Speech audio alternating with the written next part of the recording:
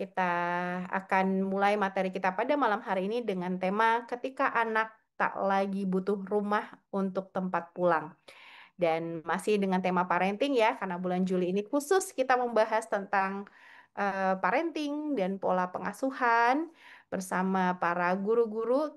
Dan insya Allah malam hari ini kita bersama Bunda Michelle ya. Izin saya menyapa gurunda kita, Bunda Michelle. Assalamualaikum warahmatullahi wabarakatuh, Bunda. Waalaikumsalam warahmatullahi Mami. Masya Suara Allah. saya masuk ya? Masuk, Sudah masuk. ada? Ya, Aman? aman, Tes, aman. tes. Alhamdulillah, insya Allah. Bunda Michelle, apa kabar? Alhamdulillah, insya Allah. Alhamdulillah, Semangat bersamai nih para perempuan hari ini. insya Allah, amin, amin ya. Semoga dimudahkan, dilancarkan, dan Allah ridho ya, Bun ya. Dan semoga sinyal kita, sinyal Bunda Michelle, sinyal saya, dan sinyal bunda-bunda semuanya, Allah jagain ya dari awal sampai akhir, insya Allah. Baik Bunda, karena sudah pada siap ya, dan insya Allah juga akan terus bertambah partisipan yang hadir. Saya langsung memberikan ruang Zoom dan waktu kepada Bunda Michelle, tafadhali masykur. Baik, terima kasih Mami Weli. Bismillahirrahmanirrahim. Assalamualaikum warahmatullahi wabarakatuh. Waalaikumsalam. Teman-teman, Bunda semua yang hari ini hadir, terima kasih atas kehadirannya malam hari ini. Ini saya lihat ada yang masih di jalan juga, Masya Allah. Semoga uh, Allah selamatkan ya dalam perjalanannya. Dan untuk bunda-bunda juga yang dimanapun hari ini berada, ya salam kenal. Nama saya Michelle Ronida. Saya seorang terapis emotional healing dan salah satu trainer di Spiritual Motherhood.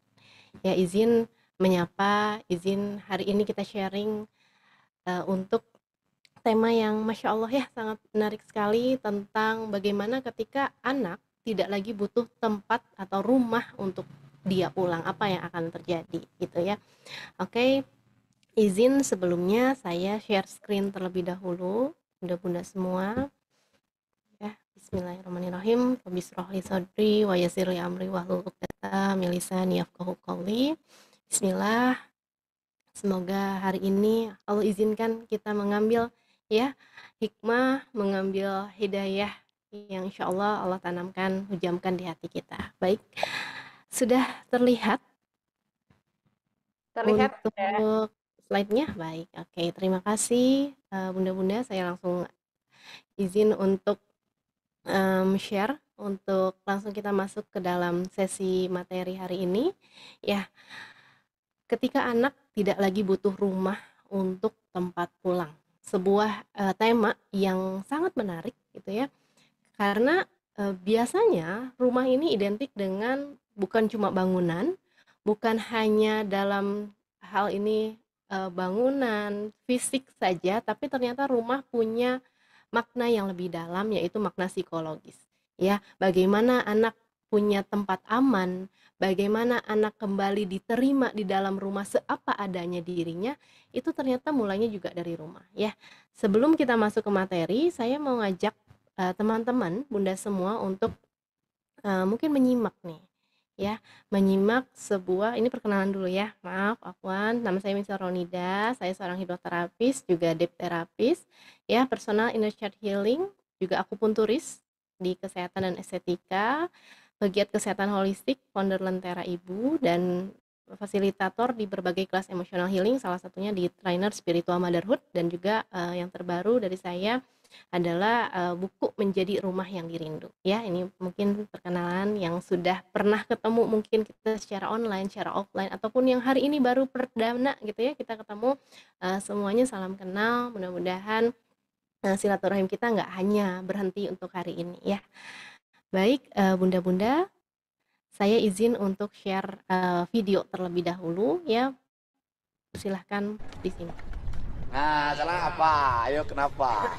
Siap, para minuman. Minuman apa? Minuman keras. Suka minum apa sih? Kawa-kawa, intisari. Kowa-kowa Intisari. Belinya di mana kowa-kowa? Di luaran. Uang apa yang dipakai itu? Siap, uang jajan. Uang jajan. Berapa itu harga minumannya? Siap, 75. 75.000. Siap. Wah, ngumpulin dong uangnya. Enggak. Enggak, dari mana? PT-PT sama teman. Oh, kumpul-kumpul. Kamu Siap. cantik loh, hati-hati. Ya kan? Tinggal di scan-scan dikit, cantik banget. Siap. Ya kan? Mau jadi anak baik. Siap, mau. Kamu minum seminggu berapa kali dulu? 2 kali. 2 kali? Sekarang berhenti. Berhenti. Tidur di sini sama siapa? Sama teman-teman. Nyaman di sini? Nyaman banget. Aduh, kenapa ya pakai banget? Nyaman. Makanan Di rumah. daripada di rumah. Emang ibunya kenapa di rumah nggak bikin nyaman? Bertengkar terus Sama siapa? sama papa. Kenapa? Berisik. Berisik. Nanti ibunya mau saya panggil ya. Siap. Jangan bertengkar terus. Sekarang di sini lebih nyaman Nyaman banget. daripada dengar pertengkaran. Oke, kamu yang cantik siapa? Yurika. Hah? Siap, Yurika. Rika orang mana? Siapa orang Bandung? Bandung, kota Bandung. Ya. Terus apa yang masuk barat dulu? Kalau sih jarang sekolah minum sama botol. Oh, yang pernah dengan wawancara belakang ya? Enggak, itu Naila. Naila. Temen aku juga. Oh, itu temen minum. Apa yang buat kamu minum dan makan obat-obatan? Ya sama sih sama Naila kan masalah dari keluarga. Kadang Ibu kamu juga- masih ada? Siap ada. Bapak? Siap enggak ada. Oh, enggak ada. Kemarin ibunya nggak jemput? Ibu sih kehalang sama kerjaan. Oh. Kenapa kamu milih ikut sama saya? Waktu di Pakuan ada sih waktu Udah nengok? Oke. Kenapa milih ikut sama saya? dimarahin terus di rumah. Daripada di rumah nanti jadi kacau lagi, lebih baik ikut sama Kang Dedi. Ya tapi waktu pas ikut ke barak sekarang ibu minta maaf katanya ya maaf dulu jarang perhatian gitu. Waktu pas ikut barak ibu sadar bahwa emang apa ya terlalu keras cara ngedidiknya gitu. Oke. Dedi Mulyadi lebih keras.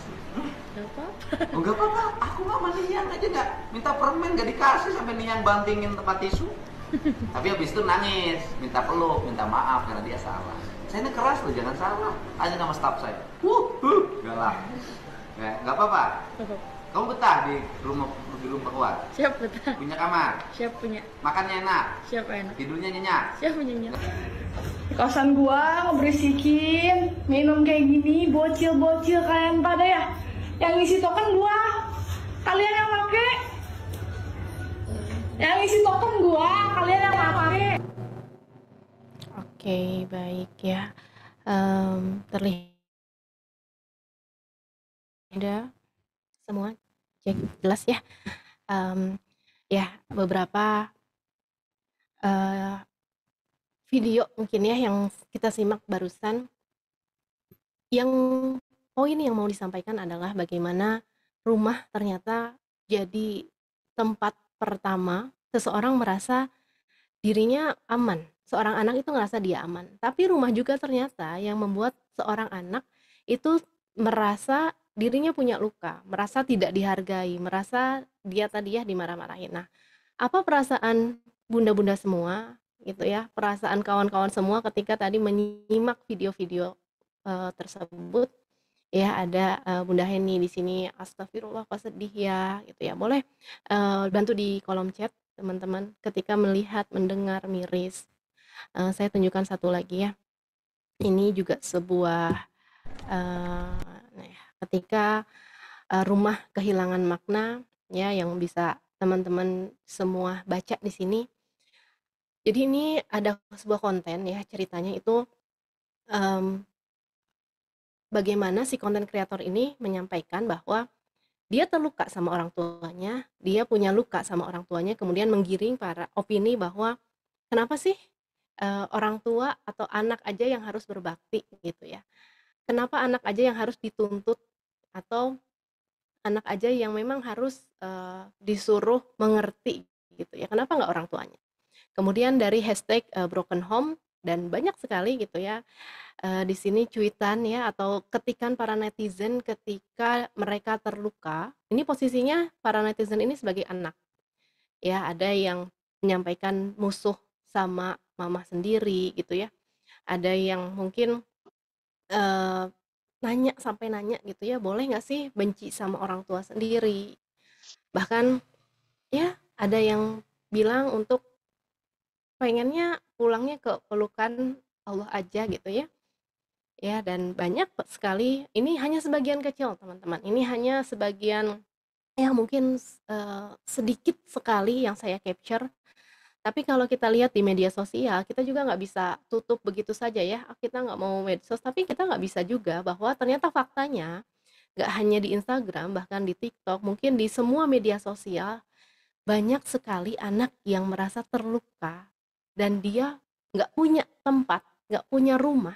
Rumah itu sudah kehilangan fungsinya sebagai tempat kembali, rumah itu sudah nggak lagi jadi tempat aman untuk seorang anak, rumah itu sudah kehilangan maknanya. Maka apa teman-teman, ya ketika saya pun membaca gitu ya komentar-komentarnya, satu sisi sedih banget gitu ya, apa ya, lebih kesel juga ada gitu ya, bahkan ada yang sampai bilang, kenapa sih gitu ya, orang harus anak yang ngertiin orang tua, nggak bisa orang tua yang ngertiin anak gitu.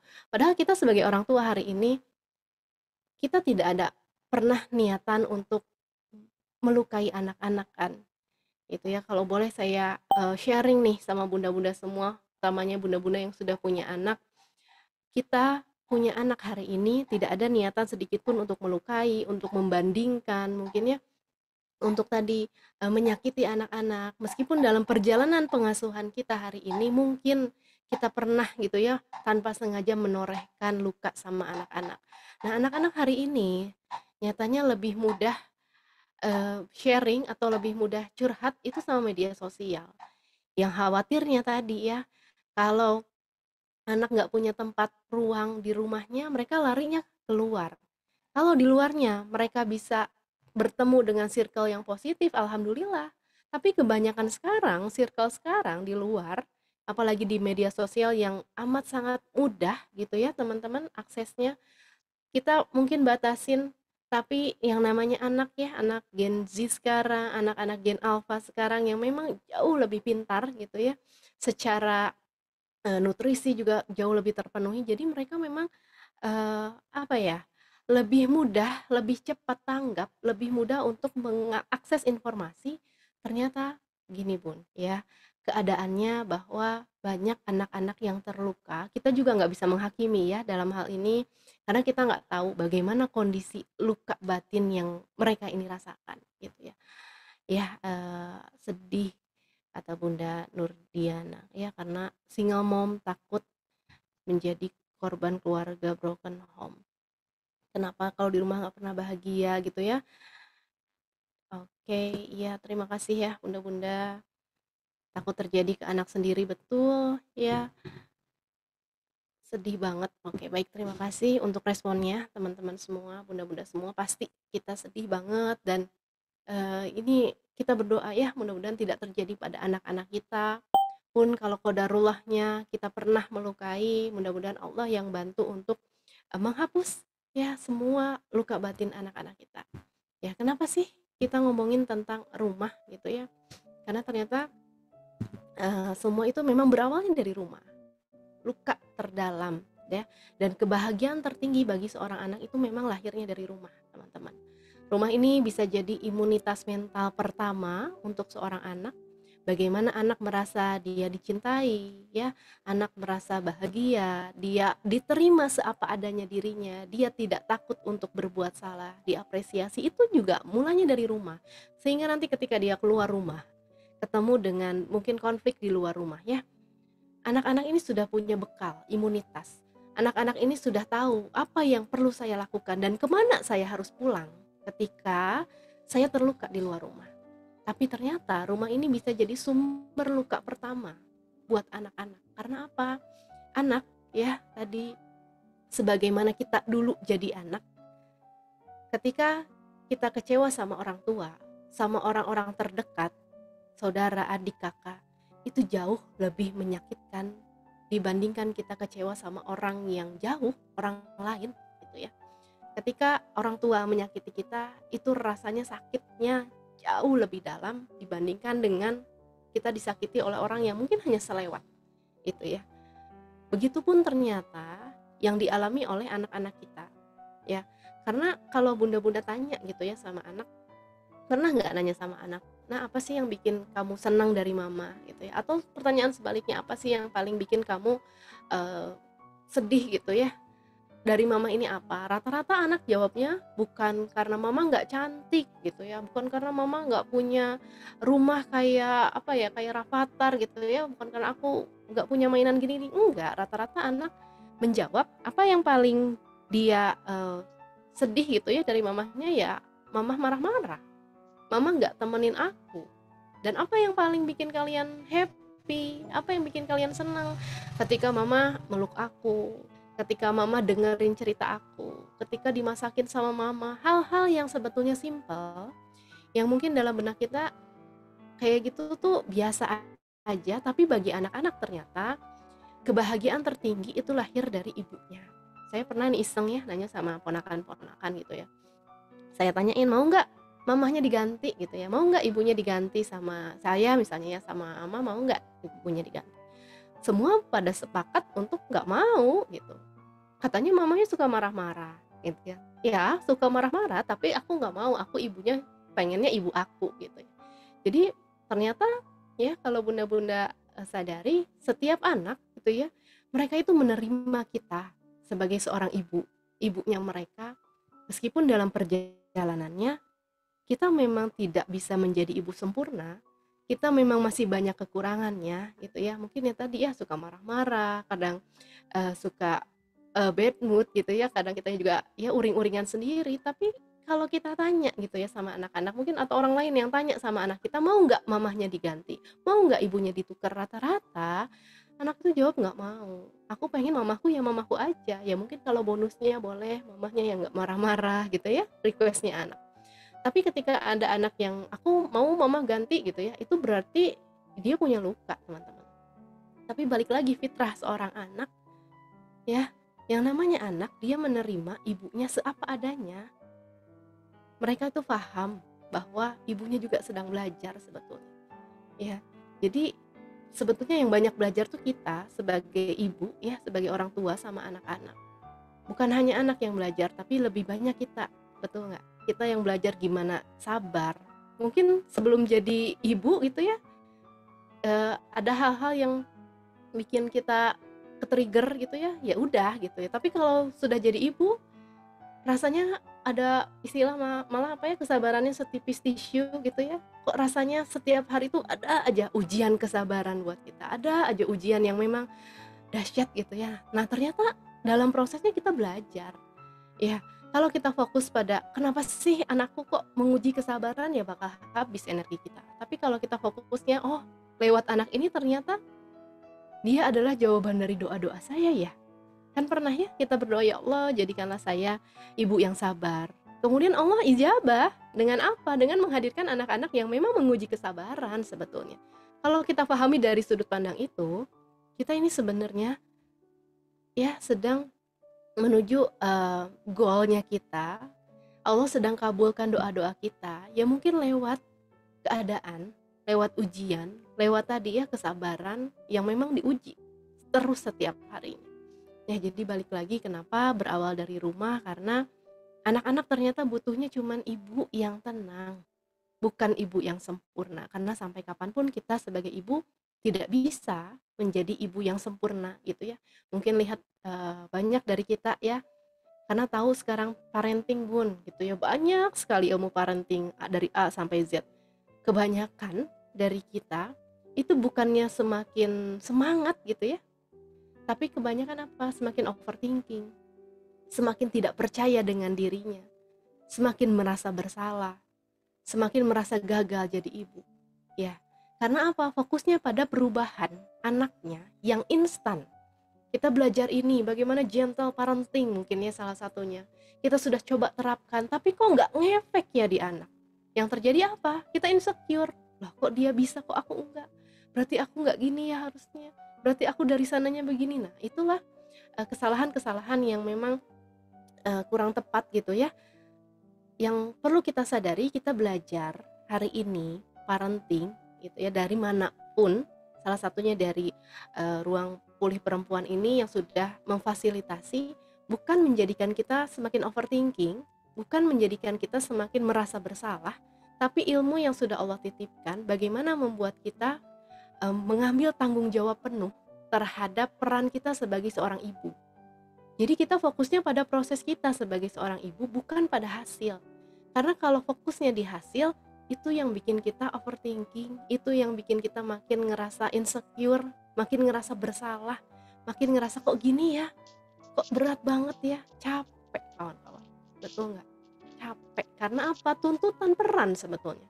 Yang bikin kita capek itu bukan peranan kita sebagai ibu ya, tapi tuntutan dari sekitar.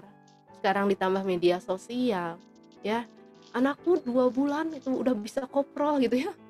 Mungkin banyak perbandingan-perbandingan yang bikin kita, loh kok anakku gini ya, kok aku begini ya. Yang awalnya baik-baik saja sebetulnya kita sebagai seorang ibu, tapi lama-kelamaan bikin kita makin terpuruk gitu ya, makin ngerasa gagal ya. Jadi hari ini kita belajar teman-teman, kita sepakati, kita fokus sama prosesnya. Mau belajar dimanapun, lewat apapun, bukan sama hasil, tapi sama proses. Kita bertanggung jawab di hadapan Allah terhadap peran kita sebagai seorang ibu. Bukan bagaimana anak nanti harus begini, enggak. Ya, sekali lagi, capek kalau kita hanya mengejar hasil.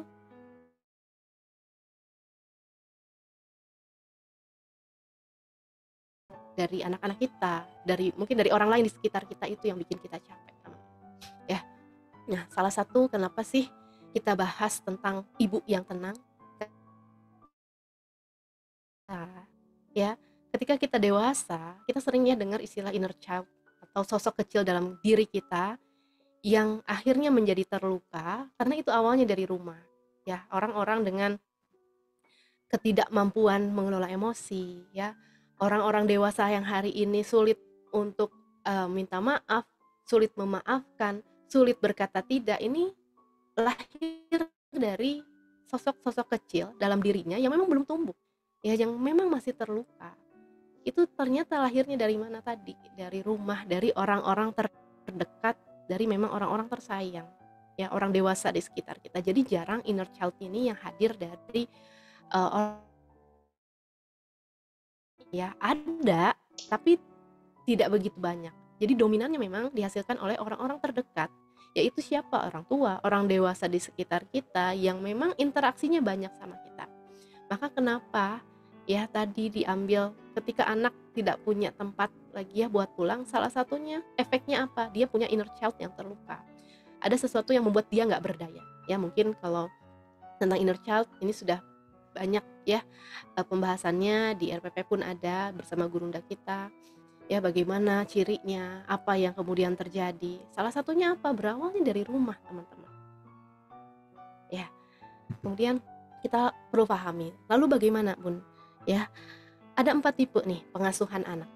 Ya, jadi menurut psikologi, jadi ada 4 tipe nih. Pertama, pengasuhan yang otoriter. Ini pengasuhan yang satu arah, yang hanya dari sisi orang tua biasanya. Jadi si orang tua ini lebih ke dia mau menegakkan disiplin, tapi arahnya hanya satu arah. Jadi orang tua itu kaku ya, dia banyaknya ngasih perintah aja, tapi jarang dengerin anak-anak. Jadi hanya satu arah, ngasih perintah tapi nggak mau dengerin anak. Jadi nggak ada ruang diskusi untuk anak-anak. Apa efeknya ketika kita melakukan otoriter itu ya? Pokoknya ala-ala militer. Beda kan, kalau militer memang ada fokus tujuannya apa. Nah, kalau dalam rumah seperti itu dampaknya apa? Anak bisa patuh, anak bisa disiplin gitu ya.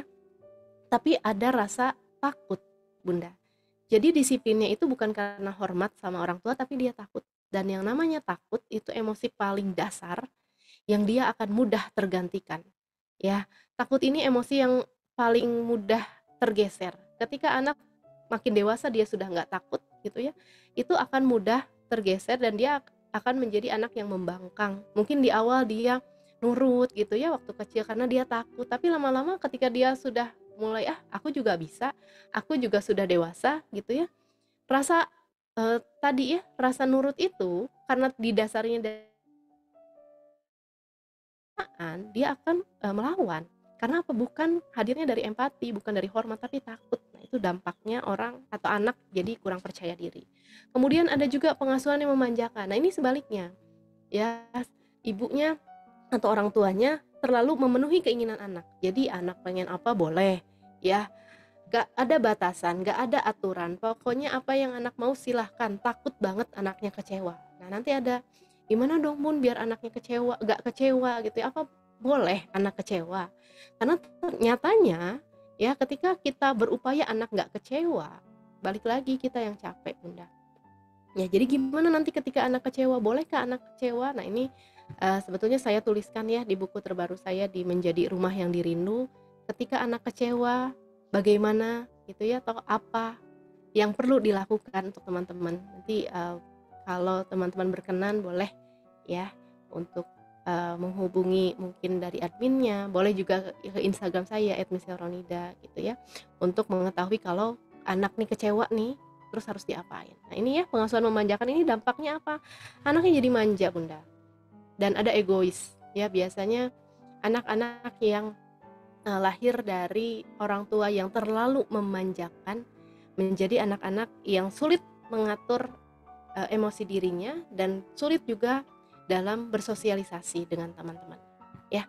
Nah yang ketiga ini pengasuhan yang abai. Pengasuhan yang abai ini lebih ke orang tuanya cuek ya, minim perhatian, tidak ada keterlibatan. Biasanya serumah tapi tidak ada interaksi, serumah tapi tidak sejiwa ya. Jadi hanya sekedar ada saja di ruangan tapi nggak ada interaksi, nggak ada ikatan emosional sama sekali ya. Efeknya apa?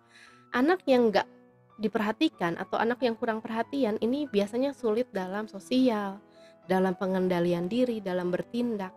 Ini pun sama ya. Ketiga macam pengasuhan ini ada banyaknya dampak negatif. Nah, yang paling ideal itu sebetulnya yang terakhir atau pengasuhan otoritatif. Ini gaya pengasuhan yang seimbang ya, yang dalam Islam pun kita menganutnya gaya ini.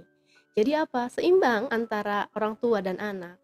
Orang tua punya aturan, tapi orang tua pun mendengarkan.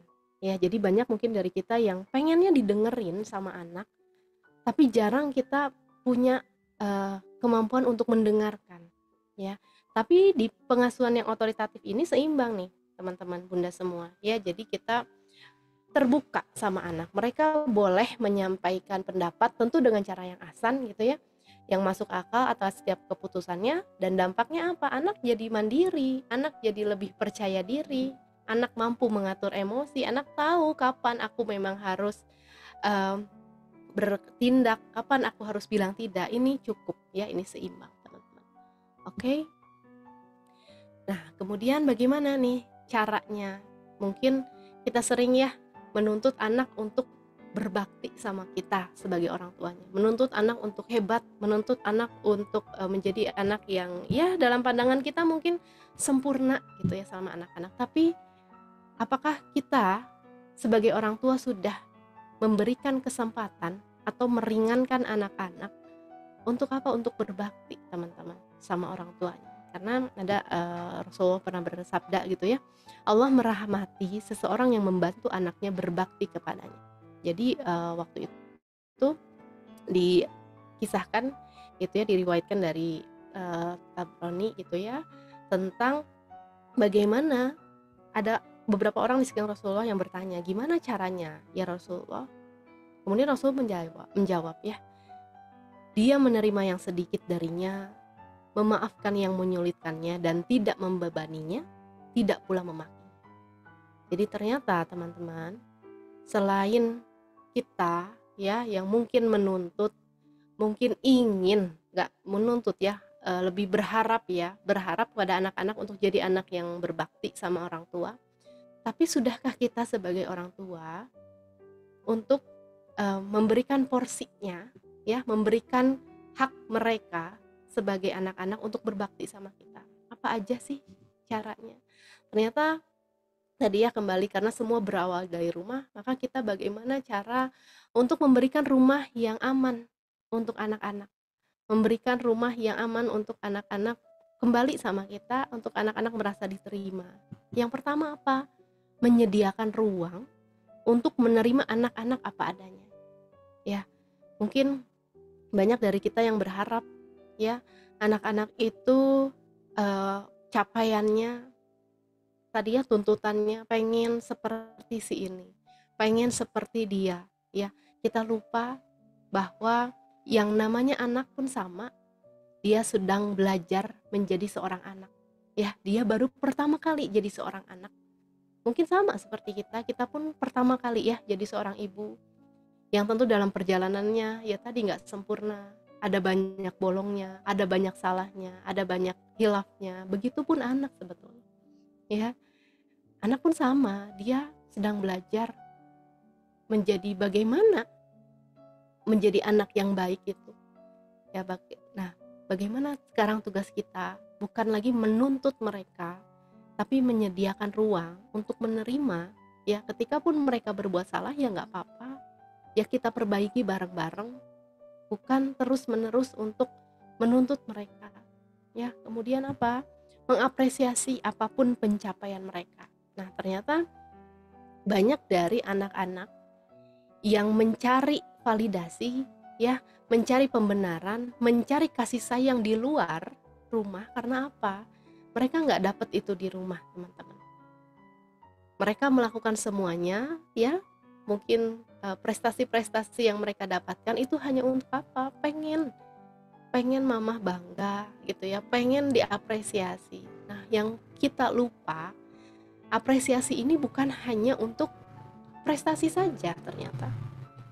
Yang kita lupa, apresiasi ini kita berikan untuk proses. Yang namanya proses tadi ya, mungkin hasilnya acak-acakan gitu ya. Ada anak saya yang usianya baru mau 10 tahun, dia lagi belajar masak. Ya, dalam ya apa sih gitu ya. Harapan kita di anak 10 tahun yang ketika dia masaknya lagi seneng, lagi nasi goreng nih ya. Yang setelah masak tuh ya dapur itu kayak kapal pecah ya Bunda ya. Mungkin bisa ngebayangin gitu ya, bunda-bunda yang sudah punya pengalaman bagaimana, wah, piring gitu ya, kemudian pisau di mana-mana. Tapi ya bukan itu yang kita lihat gitu ya, bukan hanya nasi goreng yang dia sajikan, tapi bagaimana proses dia mau belajar. Itu yang mungkin kadang kita lupa ya. Kita apresiasi prosesnya. Anak yang mungkin mau bantu, anak-anak yang lebih kecil lah, anak 3 tahun, 4 tahun, yang dia sebetulnya mau bantu ibunya di dapur. Tapi ya kalau kita lihat hasilnya bukan yang ngebantu kan, lebih banyaknya ya ini nambahin kerjaan sebetulnya. Ya, tapi kalau tadi kita lihat apresiasi apapun gitu ya, apresiasi, oh dia tuh sudah mau ya bantuin mama, makasih ya nak ya udah mau berupaya bantuin mama, udah mau ke dapur. Itu suatu apresiasi yang mereka sebetulnya butuh loh Bunda. Ya, kadang kita saja sebagai seorang dewasa, kita juga butuh kan diapresiasi. Ketika kita sudah masak gitu ya seharian, kita sajikan ke keluarga. Ketika mereka bilang, enak mah, Masya Allah gitu ya, masakannya enak. Itu ada rasa, gimana ya, bukan juga berarti kita mengharapkan makhluk, tidak juga. Cuman secara manusiawi, fitrahnya, semua orang itu suka loh diapresiasi. Meskipun ya mungkin keasinan ya, atau mungkin ya nggak seenak di restoran gitu ya. Tapi ketika ada apresiasi itu ada semangat baru, ada sesuatu yang kita ngerasa oh dihargai ya. Begitupun ternyata anak-anak ya. Jadi ya kalau kita lihat pencapaiannya, apalagi anak 2 tahun, 3 tahun ya, kita standarnya mungkin kita perlu turunin nih. Anak yang mau bantuin beres-beres rumah, ya standarnya kita turunin. Anak yang mau bantuin masukin baju biasanya nih ya, yang kalau udah kita setrika, udah kita lipat, mereka mau bantuin nih, ya jangan harap mereka akan rapi gitu ya. Nah kita ajarin, tapi kalaupun hasilnya belum ya kita apresiasi itu. Makasih ya udah mau berusaha bantuin mama. Nanti lain kali kita belajar yuk biar lebih rapi. Nah itu kan hal-hal yang sebetulnya ya mereka butuhkannya cukup. Ya, jadi apresiasi apapun pencapaian mereka bukan lagi hanya karena mereka nilainya bagus, hanya karena hasilnya mereka menang juara lomba ini, enggak. Ketika pun anak ikut lomba misalnya kemudian dia enggak juara, ya sudah apresiasi prosesnya, bahwa kakak sudah berani, kakak sudah berusaha, itu pun ternyata dibutuhkan sama anak-anak teman-teman. Kemudian apalagi mendengarkan mereka dengan sepenuh hati. Ya, banyak dari kita sebagai seorang ibu yang namanya perempuan Bun, kan kebutuhan didengarnya, kebutuhan bicaranya ini banyak gitu ya. Jadi kita lupa nih bahwa ternyata ada anak-anak juga yang mereka tuh butuh juga didengar dengan sepenuh hati. Apalagi anak-anak yang sudah remaja, itu kan metode mendidiknya bukan lagi satu arah kita ngasih info ya. Kalau anak-anaknya mungkin masih setahun 2 tahun, ya metodenya kita yang banyak memberikan instruksi. Tapi kalau untuk anak-anak yang sudah remaja itu malah kebalikan, kita yang banyak mendengar.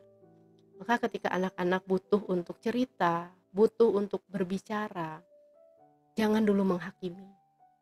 Ya, anak-anak sekarang mungkin yang lagi proakil balik nih, yang anak-anaknya mau balik, yang anak-anaknya mau dewasa, mereka banyak cerita mungkin ya tentang hal-hal yang kadang bikin kita kaget, kadang bikin kita deg-degan. Mah, si itu ganteng ya misalnya, si ini cantik ya. Nah, dalam pikiran kita karena yang namanya ibu banyak overthinking, apa sih kamu tuh jangan dulu gini ya. Nah, itu hal-hal yang sebetulnya menurunkan kepercayaan mereka. Karena apa? Kita menghakimi ya, belum juga mereka cerita kita sudah cut. Itu khawatirnya anak-anak nanti kehilangan kepercayaan. Maka mendengarkan mereka dengan sepenuh hati itu jadi salah satu kemampuan untuk kita menjadi rumah aman buat anak-anak. Gak apa-apa, dengerin dulu nasihatnya nanti, Bun.